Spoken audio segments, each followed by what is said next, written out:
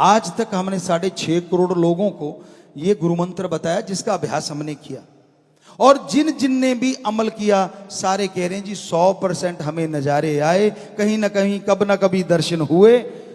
तो बच्चों, कोई नया आके बैठता है, कोई नया सुनता है, जरा सोचिए अगर ये 6.5 करोड़ में से लगभग जिन्होंने अभ्यास किया 95 से 100% तक लोगों को वो नजारा आया, तो आपको क्यों नहीं आएगा? भगवान ने क्या आपका कोई दुश्मनी है? बात ये इन लोगों ने जाप किया, आपने करना है, करोगे तो झोलियां भर जाएंगी, करोगे तो नजारे आ जाएंगे। अभ्यास बिना कुछ नहीं। संत सिखाते हैं, एक टीचर, उदाहरण, एक टीचर, एक मास्टर, एक लेक्चरर क्लास में आता है, क्या करता है? आपको पढ़ाता है ना, आपके उलझे हुए सवालों को सुलझाता है ना, लेक्चर देता है ना, और आप पूरी क्लास सुन रही होती, क्योंकि हम भी तो पढ़े हैं उसी क्लासों में, सुन रहे होते हैं। बहुत बच्चे मेरिट में आ जाते हैं, कई फर्स्ट डिवीजन ले जाते हैं, और जो पीछे से जो वो कागज की बत्तियां बना मारते रहते हैं वो फेल हो जाते हैं। अब बताइए, इसमें मास्टर की कमी है या ना मानने वाले की कमी? मास्टर ने तो सबको पढ़ाया, तो फिर मेरिट कैसे आ गई? अगर मास्टर में कमी है तो गुरु बेचारा क्या कर सकता है अगर मानने वाला ही ना माने?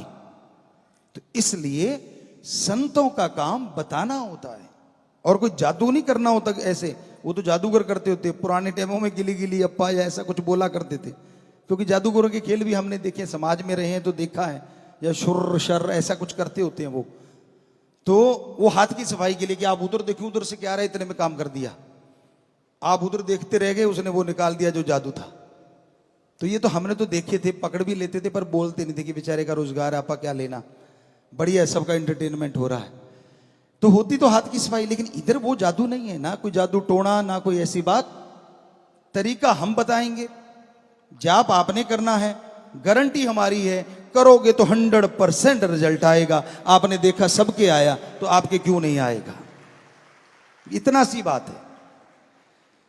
तो अब वो जो आपको कहा कि बताते हैं, तो परम पिता जी सच्चे दाता रहबर शास्त्र जी शाह मस्तान जी दाता ने फरमाया, भजन में भी लिखवाया, एक सच्ची घटना होगी, किसी टाइम की, बहुत पहले की कह सकते हैं।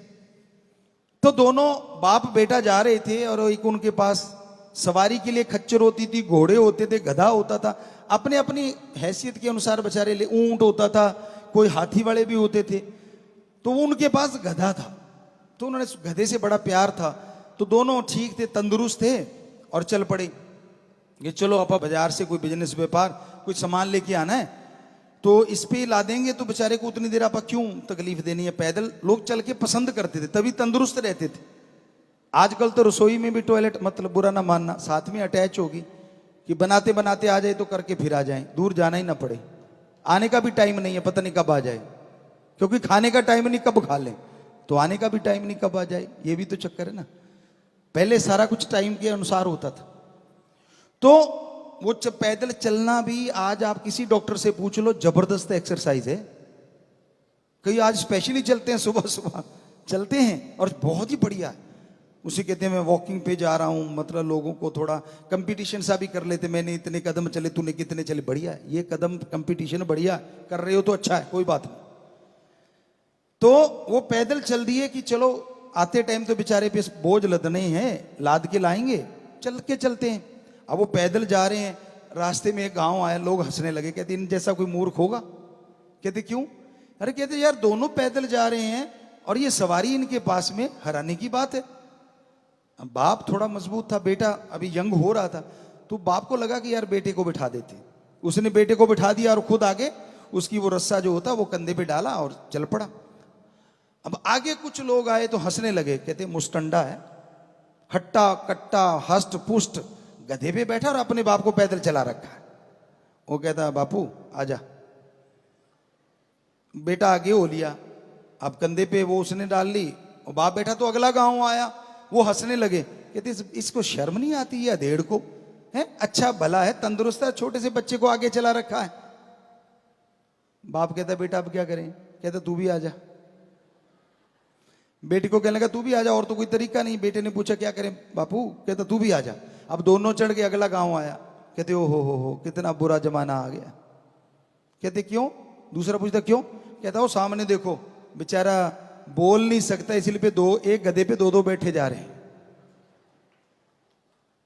दोनों ने एक दूसरे को देखा, कहते अब क्या करें, गांव कहते अब और कुछ नहीं रहा है, इसको उठा के अपने ऊपर बैठा लेते। भोड़े थे, थोड़े सीधे साधे थे, पावरफुल थे, वरना गधे को उठा लोगे ऐसी दुलत्ती झाड़ेगा, पता नहीं 32 भी बाहर आ सकती है। पर वो पावरफुल थे उस टाइम के लोग। उन दोनों ने उसको उठाया और कंधे पे रख लिया, पुल पार करने लगे। या तो उनको किसी गधे को तेल की वो स्मेल आ गई, बेपरवाही फरमाया करते थे कि शायद कोई मिट्टी का या कैरोसिन उस समय होता था, तेल वगैरह, या किसी चीज की स्मेल आ गई। तो वो पुल के ऊपर से जा रहे थे तो गधे को छींक आई, दुलत्ती सी झाड़ी उसने, वो हाथ से छूट कर धड़ाम करके नदी में गया। अब दोनों बैठे वहां रो रहे हैं कि अब ये क्या हो गया। तो हमारा कहने का मतलब, आज तक क्या आपने सुना है किसी ने पूरी दुनिया को खुश कर दिया हो? हमने तो नहीं सुना। बुजुर्गों से बेपरवाही से पूछा, उन्होंने भी बताया कि कभी नहीं सुना। तो इस दुनिया को खुश करने के चक्कर में अपना कबाड़ा मत करवा बैठना। ये तो ना तो किसी पे खुश हुई है। श्री रामचंद्र जी आए, विष्णु जी के अवतार, कृष्ण जी के रूप में आए, विष्णु जी के अवतार, उनको नहीं छोड़ा, 14 साल वनवास जाना पड़ा। तो आम आदमी की तो औकात क्या है।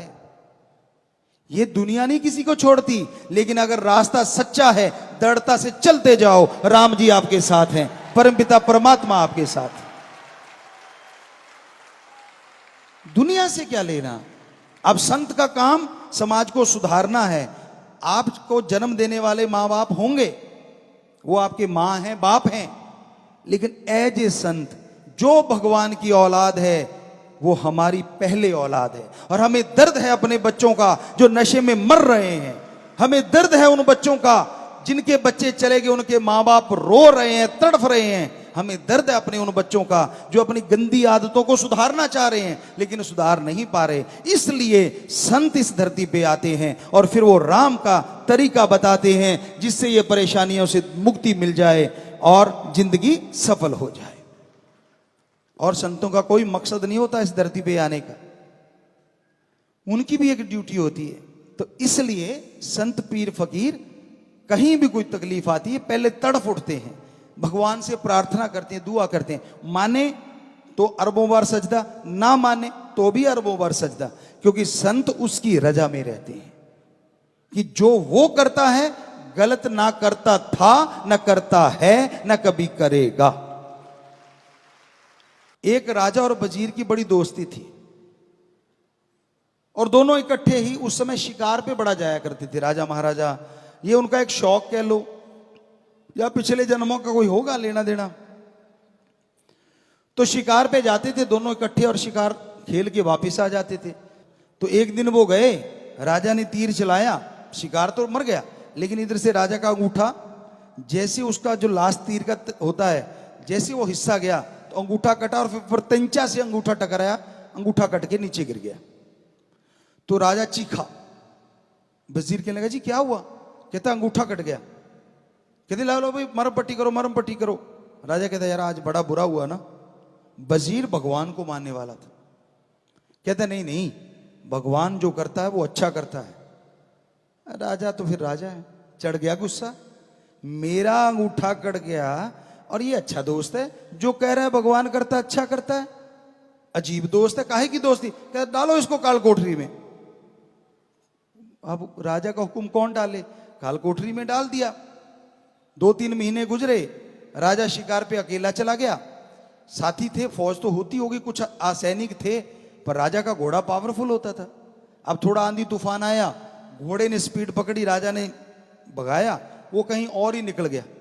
अब घोड़ा भी तो आखिर बेचारा पशु है, उसको क्या पता इतनी आंधी तूफान में राजा किधर ले जाना चाह रहा, वो लगाम खींचता गया, घोड़ा उधर ही मुड़ता चला गया और ऐसी जगह पहुंच गया, आदिवासी एरिया था। आदिवासियों ने पकड़ लिया कि शिकार आ गया। तो वो नर बलि दिया करते थे, आपने सुना होगा पुराने टाइमों में। आजकल भी कई कई राक्षस प्रवृत्ति के लोग ऐसा करते, सुना है, खबरों में सच है या झूठ है ये तो राम जाने। तो राजा वहां पहुंच गया, उन्होंने उतार लिया, पकड़ लिया, कहने के भाई इसकी तो बलि देंगे। अब शाम सी का समय हुआ, जो भी बलि का टाइम था उसको नहलाया धुलाया, और वो गला काट लेते थे, यूं बना के रखते थे, तो वहां ले आए। उससे पहले एक तांत्रिक आता था जो उस पर संदूर लगाता था या नारियल या कुछ भी ऐसा कुछ करते थे, मंत्र मंत्र उसके ऊपर। तो तांत्रिक आया, उसने पहले चेक किया सारे शरीर को। चेक करने के बाद वो बोला रुको। तो उनका जो मुखिया था कहता क्या हो गया? सारे नाच रहे थे, कूद रहे थे, सारे चुप हो गए। कहता ये बलि नहीं हो सकती। कहते क्यों? कैसे? इसका अंग भंग है, जिसका अंग कटा हो उसकी बलि भगवान नहीं लेता, पूरे अंग होने चाहिए। ये देवी देवता जिसको आप दे रहे हैं ये खुश नहीं होगा। तो कहते जा, छोड़ दिया, उसको छोड़ दिया। राजा समझदार तो था ही, फट समझ आ गई कि आज अगर ये ना कटा होता तो तेरा तो बेड़ा पार था बेटा।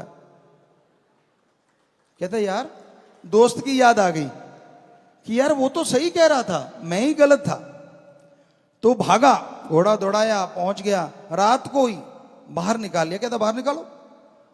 कहता यार आज वाली भाषा में सॉरी, पहली वाली भाषा में जो भी था सॉरी फील की, उसको बोला और कहने लगा गलती हो गई यार, तू सही है, आज मेरे साथ ऐसा ऐसा हुआ। वो कहता है, वजीर कहता जी वो भगवान हमेशा ही अच्छा करता है। बादशाह फिर सोचा, कहता है वो बात सुन। कहता हाँ। कहता चलो मेरा तो अंगूठा कट गया, मैं तो आज बच गया, तेरे साथ अच्छा क्या हो गया जो 3 महीने यहाँ कैद में रहा काल कोठरी में, ये कैसे अच्छा हो गया? कहता राजन तेरा अंगूठा कटा है, मेरा नहीं कटा, दोनों इकट्ठे होते शिकार पे, तू तो आ जाता, तेरा तो अंगूठा कटा, मेरा तो नहीं कटा था, मेरा तो वहां बाजा बजा देते। तो मेरे भी भगवान ने अच्छा किया जो मुझे जेल में रख लिया। तो इसलिए बेटा ये हकीकत है, कहानी नहीं, सच्चाई है। वो जो करता था सही है, कर रहा है सही है, करेगा सही है। उसको मानने वाले को अगर ये मान लिया, कहीं भी रहो, ना चेहरे का नूर जाएगा, ना अंदर का सुरूर जाएगा, ना वो राम हजूर जाएगा, हर पल साथ रहेगा, कहीं भी वो दूर ना जाएगा।